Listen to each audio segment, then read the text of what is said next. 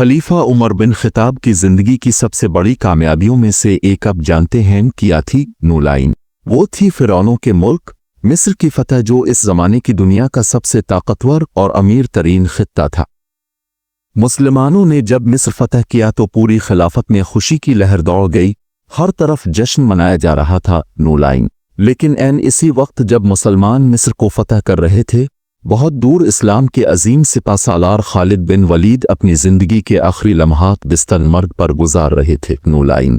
4 साल पहले नूलाइन खलीफा उमर बिन खिताब ने खालिद बिन वलीद को मुसलमानों की फौज से हटाकर हर ओहदे से बरतरफ कर दिया था। इस फैसले के बाद खालिद बिन वलीद ने खामोशी से अपनी अस्करी जिंदगी को खैरबाद कहा और घर वापस चले गए।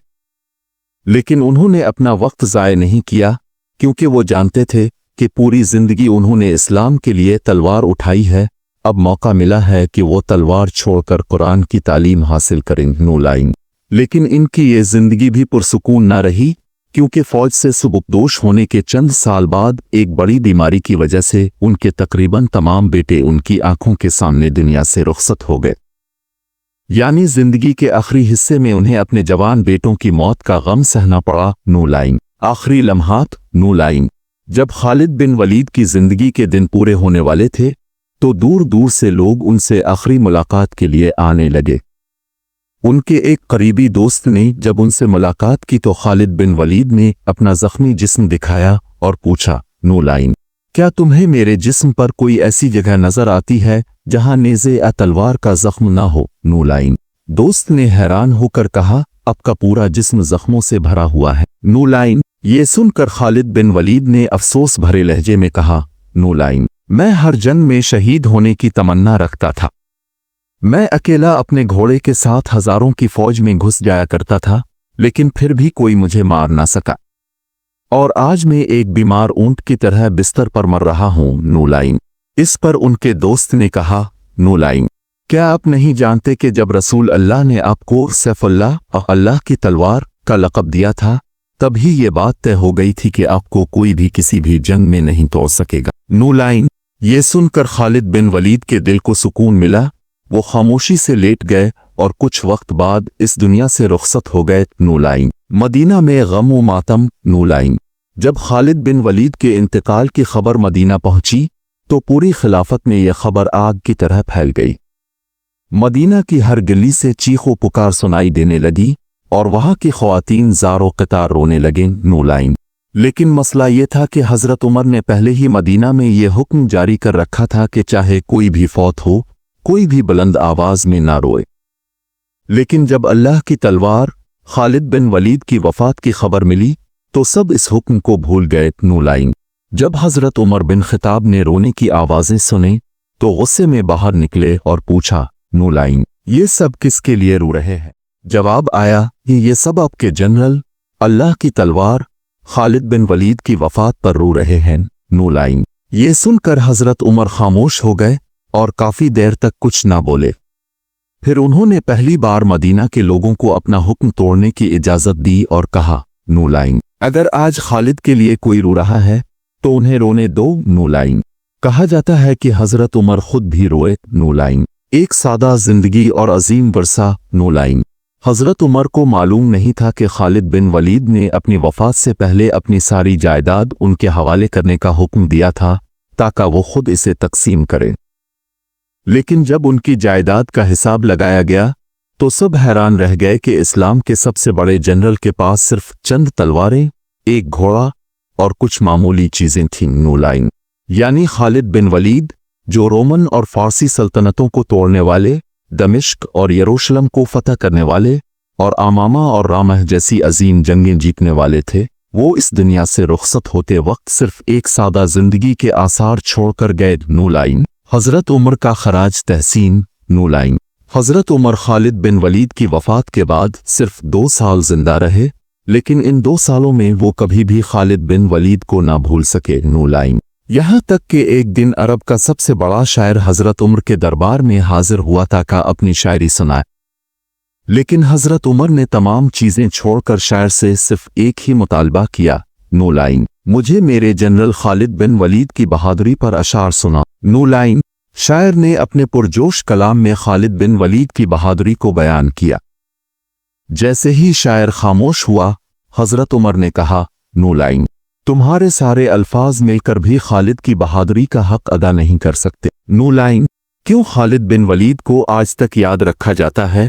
नूलाइन, क्योंकि खालिद बिन वलीद न सिर्फ इस्लाम के 3 सबसे बड़े जंगजू में से एक थे, बल्कि इस्लाम की तारीख के सबसे बड़े जर्नल भी थे। नूलाइन, वो बन्नू मखजूम के एक ताकतवर और अमीर घराने में पैदा हुए और उनके वालिद वलीद बिन मुगीरा अरब के सबसे दौलतमंद शख्स थे। नूलाइन, यानी खालिद बिन वलीद अरब में एक शहजादे की तरह पले बड़े और बचपन ही से जंग की तरबियत हासिल की। यही वो महारत थी जो उन्हें दुनिया का सबसे अजीम जर्नल बनाने वाली थी। नूलाइन, खालिद बिन वलीद वो शख्स थे जिनके नाम से रूमी और फारसी सल्तनतें कांपती थीं। वो शख्स जिसे अल्लाह के रसूल ने सैफुल्लाह, अल्लाह की तलवार का लक़ब दिया था। नूलाइन, आज भी उनका नाम सुनकर मुस्लिम तारीख का हर आशिक अकीदत से सर झुका लेता है। नूलाइन, यहाँ पर दी गई कहानी हज़रत खालिद बिन वलीद रज़ी अल्लाह अन्हु के कबूल इस्लाम और उनकी बहादुरी की अक्कासी करती है।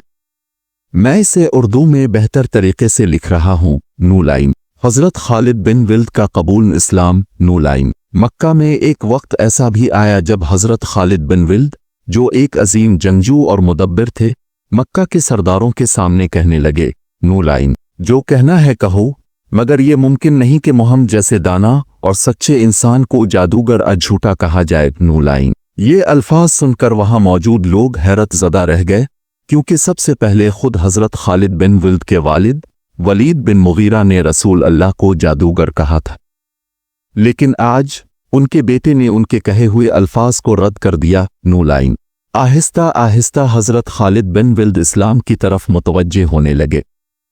उनके भाई वलीद बिन वलीद मदीना से उन्हें ख़त भेजते रहे और मदीना की इस्लामी रियासत के इस्तेहकाम और अज़मत के बारे में आगाह करते रहे। नूलाइन, एक दिन रसूल अल्लाह ने हज़रत खालिद बिन वलीद के भाई से दरियाफ्त किया, नूलाइन, खालिद कहाँ है?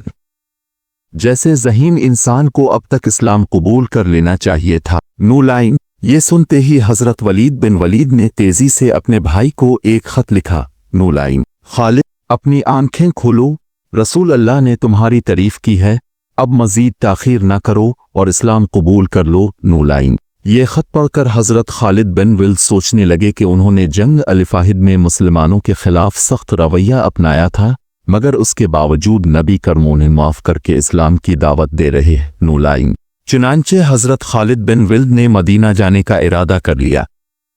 जब मक्का के सरदार अबू सुफियान को मालूम हुआ तो उसने गुस्से में आकर कहा, नूलाइन, क्या ये सच है कि तुम हमें छोड़कर मोहम्मद की तरफ जा रहे हो? नूलाइन, हज़रत खालिद बिन वलीद ने बेखूफी से जवाब दिया, नूलाइन, हाँ, ये सच है। नूलाइन, अबू सुफियान ने तलवार निकाली, मगर हज़रत खालिद के कबीले बनी मखजूम ने उन्हें बचा लिया और यूं वो मदीना रवाना हो गए। रास्ते में उनकी मुलाकात हज़रत उमरो बिन अलास से हुई, जो खुद भी इस्लाम कबूल करने के लिए जा रहे थे। नूलाइन, मदीना पहुंचकर हज़रत खालिद बिन वलीद ने इस्लाम कबूल कर लिया, मगर उन्हें एक मुश्किल दरपेश थी। कुरान में उनके वालिद वलीद बिन मुगीरा का जिक्र जहन्नम में होने के हवाले से आया था। ये सुनकर हज़रत खालिद बिन वलीद एक सहाबी के पास गए और कहा, नूलाइन, मुझे मेरे वालिद के बारे में कुरान की आयत पढ़कर सुनाओ। नूलाइन, उन्होंने सुने, फिर दोबारा सुने और बार बार सुनने के बाद आखिरकार उनका दिल उन आयत को तस्लीम कर चुका था। इस दिन के बाद हज़रत खालिद बिन वलीद खुद को अबू सुलेमान कहलाने लगे, जिन मतह और सैफुल्लाह का लक़ब। नूलाइन, चंद दिनों बाद रसूल अल्लाह ने एक लश्कर तैयार किया जो रूमी सल्तनत के खिलाफ जाने वाला था। हज़रत खालिद बिन वलीद, जो अभी नए मुसलमान हुए थे, एक आम सिपाही की हैसियत से इस लश्कर में शामिल थे। नूलाइन, रसूल अल्लाह ने हज़रत ज़ैद बिन हारिसा को लश्कर का अमीर मुकर्रर किया और फरमाया, नूलाइन, अगर ज़ैद शहीद हो जाएं तो जफ़र बिन अबी तालिब अमीर होंगे, अगर वो भी शहीद हो जाएं तो अब्दुल्ला बिन रवाहा अमीर होंगे, और अगर ये तीनों शहीद हो जाएं तो मुसलमान खुद अपना अमीर मुंतखब कर लें। नूलाइन, जिन मतह में मुसलमानों के 3000 सिपाहियों का सामना रूमी सल्तनत के 2 लाख फौजियों से था। नूलाइन, सबसे पहले हज़रत ज़ैद बिन हारिसा शहीद हुए, پھر حضرت جعفر بن ابی طالب اور اس کے بعد حضرت عبداللہ بن رواحہ بھی شہید ہو گئے۔ نولائن اب لشکر بے قاعدہ ہو چکا تھا اور مسلمان پریشان تھے۔ ایک صحابی نے پکار کر کہا، نولائن جلدی سے اپنا نیا امیر چان لو ورنہ ہماری فوج بکھر جائے گی۔ نولائن سب کی نظر حضرت خالد بن ولد پر پڑی جو انتہائی بہادری سے لڑ رہے تھے۔ مسلمانوں نے انہیں لشکر کا جھنڈا تھمانا چاہا مگر انہوں نے انکار کر دیا اور کہا، نولائن میں اس قابل نہیں ہوں کہ مسلمانوں کی قیادت کر سکوں۔ نولائن لیکن فوج نے زبردستی انہیں قیادت سونپ دی۔ مدینہ میں رسول اللہ نے فرمایا، نولائن اب مسلمانوں نے اللہ کی تلواروں میں سے ایک تلوار کو اپنا امیر بنا لیا ہے۔ نولائن یہ وہ لمحہ تھا جب حضرت خالد بن ولد کو صفا اللہ کی تلوار کا لقب ملا۔ نولائن حضرت خالد بن ولد کی غیر معمولی حکمت عملی سے مسلمانوں نے رومیوں پر شدید حملے کیے اور کامیابی کے ساتھ مدینہ واپس آ گئے۔ نولائن آخری دنوں میں عاجزی۔ نولائن رسول اللہ کی وفات کے بعد حضرت خالد بن ولد نے اسلامی فتوحات میں شاندار کردار ادا کیا، لیکن جب حضرت عمر بن خطاب خلیفہ بنے تو انہوں نے حضرت خالد بن ولد کو فوج کی قیادت سے ہٹا دیا۔ نولائن اس پر لوگوں نے حیرت کا اظہار کیا مگر حضرت خالد بن ولد نے عاجزی سے کہا، نولائن میں اللہ کے لیے لڑتا ہوں نہ کہ کسی منصب کے لیے۔ نولائن اپنی زندگی کے آخری ایام میں وہ افسوس کے ساتھ کہنے لگے، نولائن میری زندگی مان جنگ میں گزری